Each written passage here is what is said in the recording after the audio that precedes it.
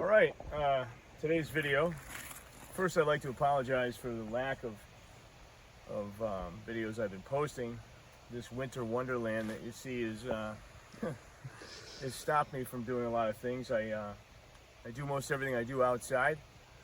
We don't really have a shop to work in. We do continue working when this weather is not too terrible. So in today's task, we blew the engine block heater. The extreme cold weather has taken its toll, and it was hard for this little K's radiator hose heater to keep up. So we're going to take this and disassemble it and reinstall a new block heater and burp the coolant from the system. These old Mercedes are the most reliable thing I've ever encountered, but they don't like the cold. So we'll hit you with another little piece after we get the radiator hose off, and thanks for watching. So these block heaters in question are fairly inexpensive, kind of designed to keep the engine at almost operating temperature. If when you back the car into its spot or drive the car or wherever, however you keep your personal vehicle, if you install your cold weather plug-in while the engine's hot, the system doesn't have to work as hard to stay warm. It keeps the engine pretty solid. It's pretty good. In my old Benz, I run only the Mercedes-Benz blue antifreeze. It's an anti-corrosive. You can see it there. It's pretty clean.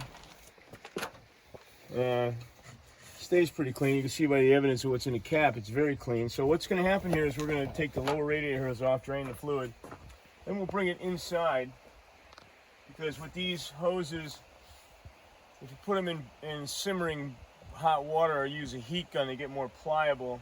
I've actually, the factory 240D Mercedes hose is 1.25 inches in ID. The new setup from K is the one you get from Tractor Supply or wherever you get it. They're 1.5 inches. They're actually twice the money on Amazon to get an 1.25 inch one. So with the heat gun or with the simmering water and some strong hands, which I used to have, which I don't have too much anymore, you can kind of force the stock Mercedes hose onto the block heater. But with that being said, they're only good for about a season to 2 seasons before they give out. Unfortunately for us, there's been a cold snap, and that's why we're doing what we're doing. So, without further ado, I'm going to lay my old carcass down on this piece of greasy cardboard. Try and get the fluid out of it without taking too much of a bath. This engine was, when we had this engine out a couple of times, it had quite a bit of polished aluminum on it, and it's kind of deteriorated. My son doesn't have the same polished aluminum fetish his father has, which is probably a quality. Sometimes I lose a lot of time. Oh, it was on the wrong side, so I moved the cardboard for nothing. Okay, I'm going to come over here, and you may definitely be looking. No, I can move it with this one. Okay. Mercedes bare plastic and aluminum radiators are, not the hose, the radiator itself, are pretty stout for what they are, and they have a little plastic plug in the bottom that you simply unscrew and remove, and voila, you can see that fluid is still very clean. I don't cut it with water. I leave it in its state. I never felt the need to cut it with water. We may need a little more pan or a jug to pour it in. But yeah, it's a testament to the maintenance and love and care these cars get. Are we gonna make it? We just might. Okay, let's let that drip.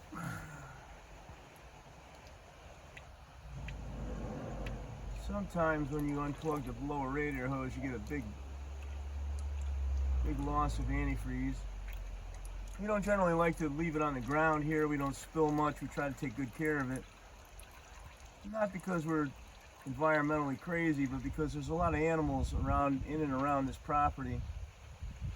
And if they ingest it, it could be harmful for them. So we try to control it as much as possible.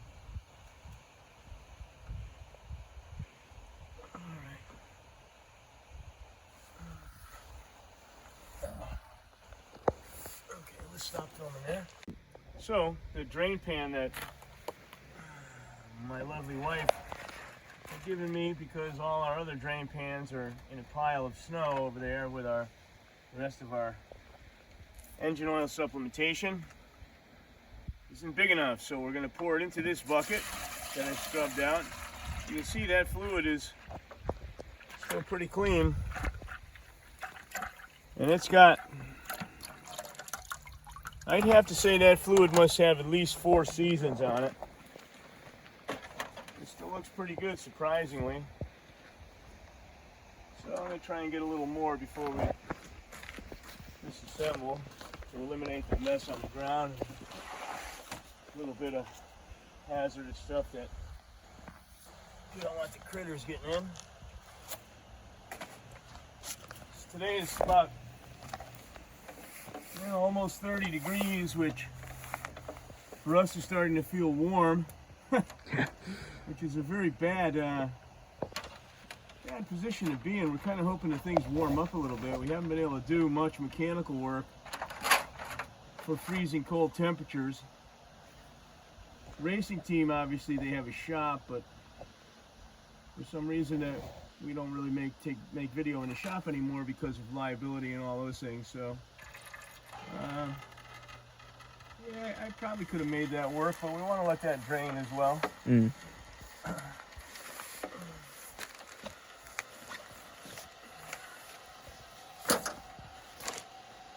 Fortunate to have Mr. Legel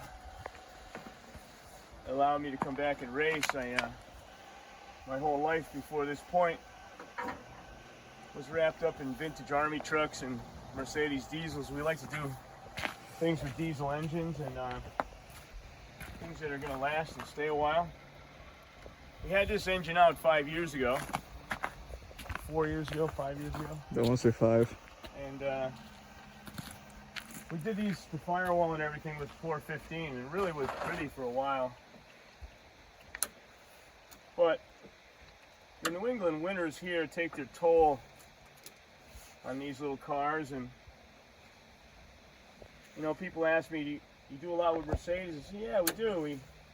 Sometimes we even use the word restoration, but it's not really restoration. What it actually is we buy cars with the least amount of rust that we can find for a reasonable amount of money, and we drive them until there's so much rust that they're not safe anymore.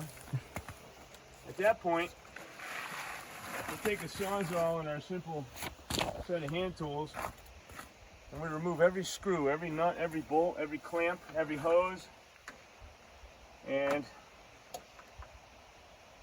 we'd never take that camera into the basement because it's full of Mercedes parts. But my family doesn't make car payments, and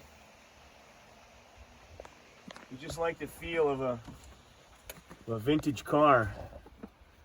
Just the way the doors shut and the way the switches actuate, the steering, and the Mercedes have a lot of rubber in their suspension componentry, which gives them a really good ride characteristic, and they're just really user friendly.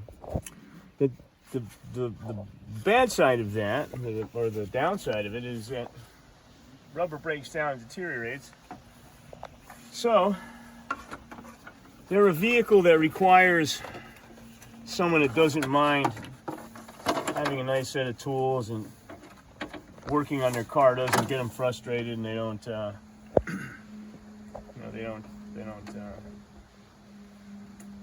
get stressed out by it.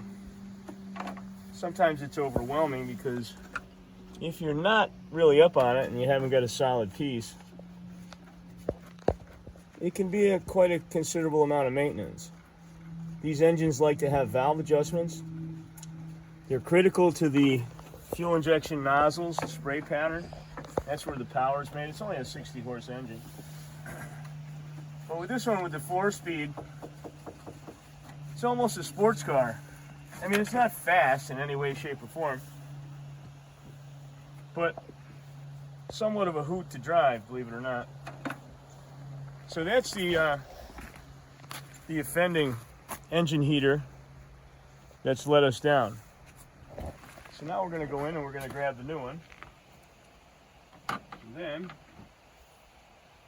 with the aid of our little Harbor Freight heat gun, and possibly some WD-40, we're going to see if we can install it. So now we're going to reinstall the drain plug.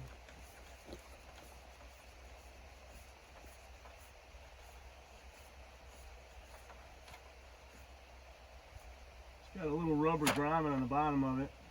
Doesn't really need to be too tight because it's plastic, but there's a fine line there where the diesel engine is a vibratory thing, so if you don't go tight enough, certainly you pay the price. But this is the heater that we run. It's 1.5 inches, which is considerably bigger than the Mercedes radiator hose. You can see it here, how this steps up. But the issue is that the 1.25 inch one is so much more expensive because of sales volume. The 1.5 inch is more popular. So,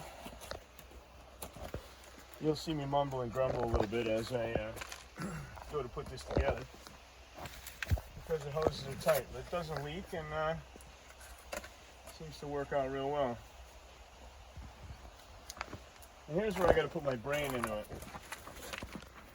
because it has to be indexed in the exact same manner.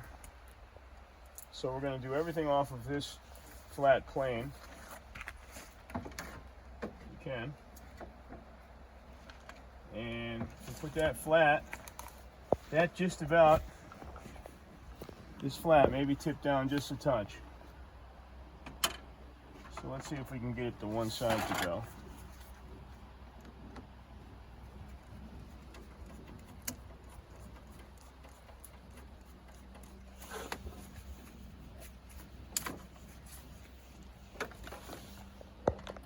I'm assuming we may have to have the heat gun to make this easier, but let's see if I can.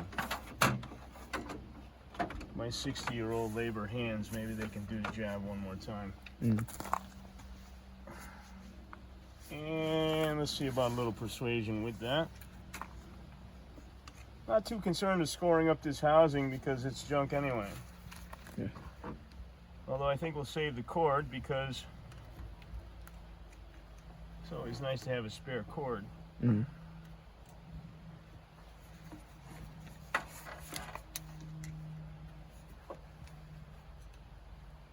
Through electrolysis of the aluminum, they'll weld themselves to the housing, which is why it wouldn't spin. You can see a little bit of corrosive there or whatever. We probably should have a new hose, but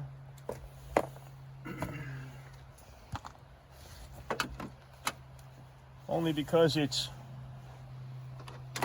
cold and things, we're going to use the old hose. Plus, it's already been pre-stretched. It's clean. There's no real breaks in it. The end of it is spalling a bit. Now, I had said this surface flat, and then this was tipped down just a little bit. Am I right? Yep. Oh, that doesn't feel good. Does it? No. Okay, hold on. Let's do something here. Let me see the heat gun.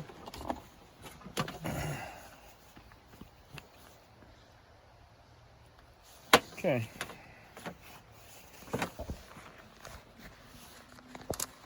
Got the heat gun on the highest setting, which I just got to be mindful not to get it to flare up too much. All this is a factory Benz hose that I cut the 1.5 inch out of for this application.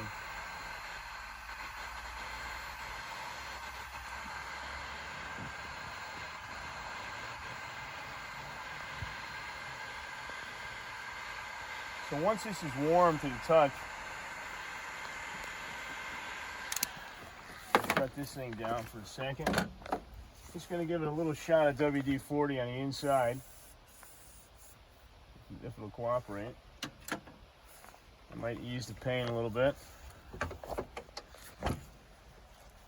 WD-40 being it was, I believe, originally designed as an ignition dryer for tanks. The Vietnam era tanks had a Cadillac gasoline-powered engine that, oh, that doesn't like that, does it? See how it's split a little bit? Mm.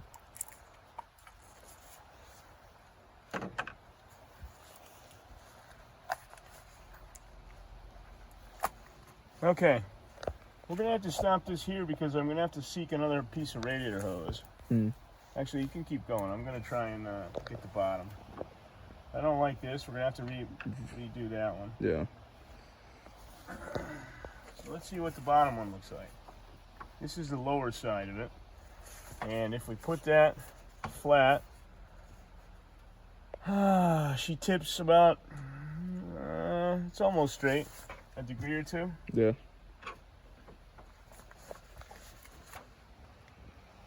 Definitely don't. I don't think I want to take a chance on reusing that top one. No. There's a couple of ways to blow these things up. They're pretty much bulletproof if you're mechanically inclined and you don't mind doing the maintenance. But with these things, if they overheat, they immediately lose a head gasket. And I've never just resealed the cylinder head and seen if I could get away with that. Generally, we find another engine because it's cheaper. These are fairly expensive to rebuild. Having a hard time breaking the seal on this one. This one's a little better. Mm-hmm. Okay, here we go. You can see the white is the oxidation of the aluminum. That's what's holding the hose. That blue Mercedes-Benz antifreeze has anti-corrosive agents in it. This is why I use it. But still, it doesn't get in between the rubber, where the rubber meets the road. But this one looks to be a bit better. There's actually no cracks.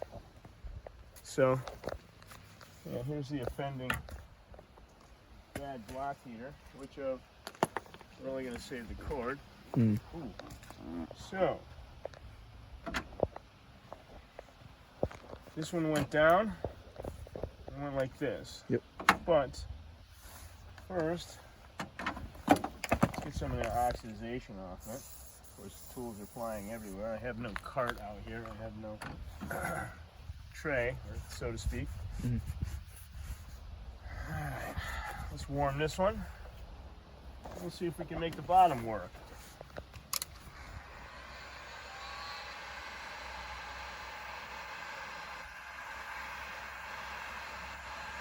I know somewhere we have a box of Mercedes-Benz hoses. Yeah.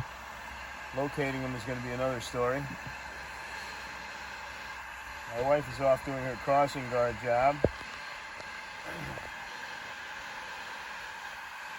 I took a little time from my construction job just to be able to do this and to get a haircut today. Because with working between 10 and 11 hours a day, and my arrangement with the racing team is that I have to do at least a day a week in the shop. So I'm a no miss every Saturday. But the issue we have is that I'm pretty tired come Sunday morning between all the hours of work that I do and the time on the job. So I needed to steal a little bit to make sure that we were where we needed to be here. Mm. Oh boy, this is real tough.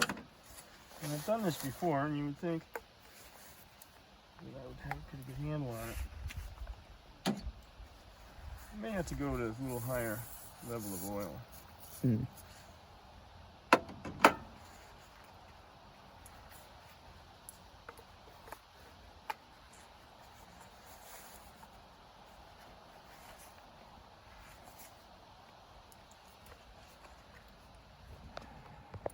stretch. Oh boy. Well, maybe. Let's see. The finger trick work? No, it didn't. Is it coming apart? It is. How much extra do we have in it? You think we had enough to be able to cut this back? We might have, want to say. All right, stop the film there. We're being the good scrappers that we are. There's a whole container full of radiator hoses, and this is the one that came off when we're doing away with it because of these cracks. This is the one we came up with, which has a little bigger end on one side with absolutely no cracks, and a radiator size on that side. So we're going to try this one for that. And for the upper, we're going to eliminate this upper because, again, I stretched this over an 1/8 of an inch bigger, a 1/4 an inch bigger inlet, and that's also cracking. So we're going to eliminate that one, and we're going to try this piece. And both of these pieces, I believe, are vintage Mercedes pieces. Okay, you can stop. Okay, so this one seems to have slipped right on. This is where I rely on my son, who's a very good mechanic's abilities to tell me how to index this. And I think it was about like that, wasn't it? Yep. Looks like. Okay. Well, let's cinch this up. Mind you, in a perfect world, I would polish the housing of this thing. And, oh, look at that. Clamp doesn't seem like it wants to go. Maybe I had cheated and used a smaller clamp. But they did send us these brand new stainless with this, but they're kind of big, and I don't like to have that extra tail. Let's see if we can make this one work.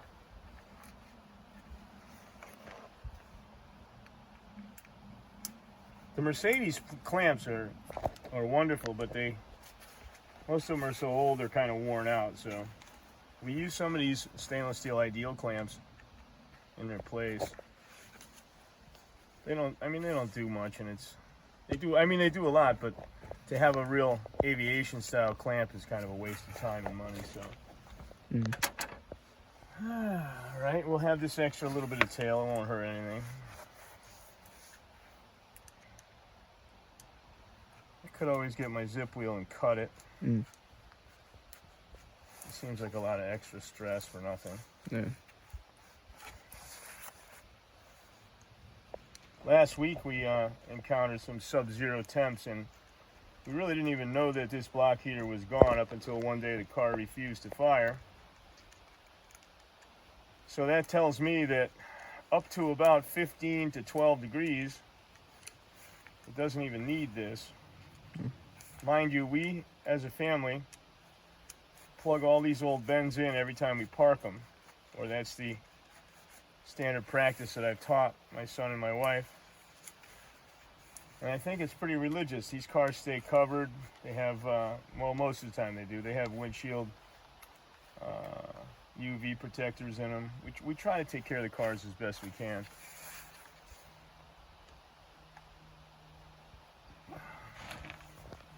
Now let's see what the top looks like. The top, we had said, was almost level, right? Going down, something like this. Yeah. So this one might give us a little more of a challenge. Which side was bigger? I want to say that side. Level, like that, right? Yeah. All right, so this one, I got confident there because I got to one side fairly easily. I'm going to use this side. So let's clean it up a little bit. Can of WD-40, I think this is its last lap here. It's just about empty. Just want to save enough to wet it again. I like to get all the bad stuff out of it before I start. Man, I've already got that thing dirty. That's what you get for having antifreeze laden mechanics gloves.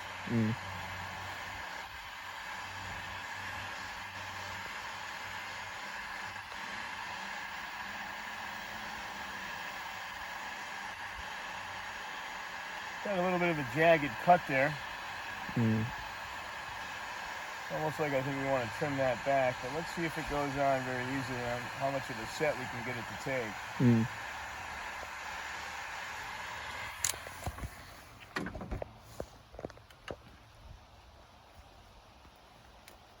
Almost. Almost. Problem is when it hits the aluminum is so cold Mm. that it immediately starts to shrivel up, contract itself.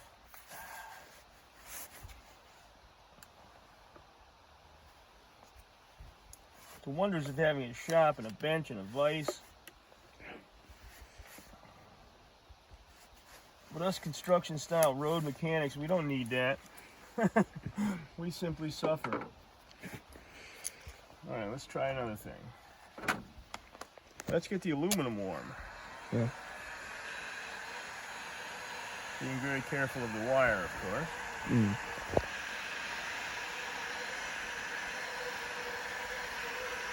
Hopefully the aluminum will retain enough heat.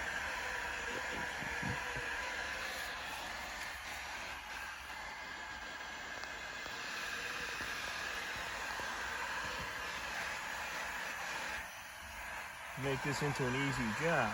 Mm.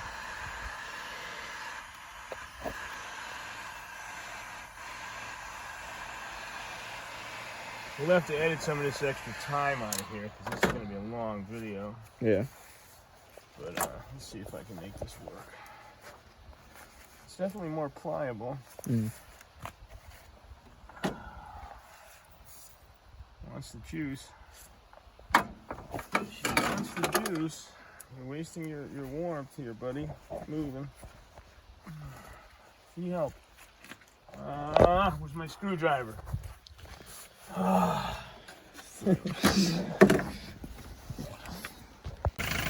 so the new block heater is installed. As you can see here. I just cold fired this thing, and it's in the high 20s right now. And without the block heater, it didn't take anything at all. The block heater's unplugged, as you can see here, but I want to get to a position where they're reliable for this week, because I think we've got some sub-zero stuff coming in and saying tomorrow and Sunday is going to be the worst days of the year. And we like to have everything ready to go. So,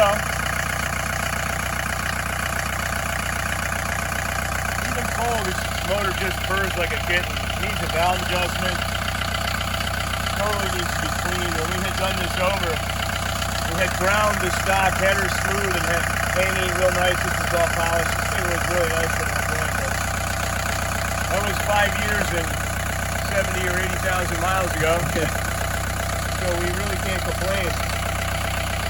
But sorry for the lack of videos lately. The weather's been terrible. Haven't been feeling the greatest, but that's going to turn around soon. April 18th is the first time out in a race car, so I'm excited about that. As well as posting more with the Mercedes maintenance and some restoration and some higher quality stuff to come. So I thank you. Thanks for watching. See you on the next one.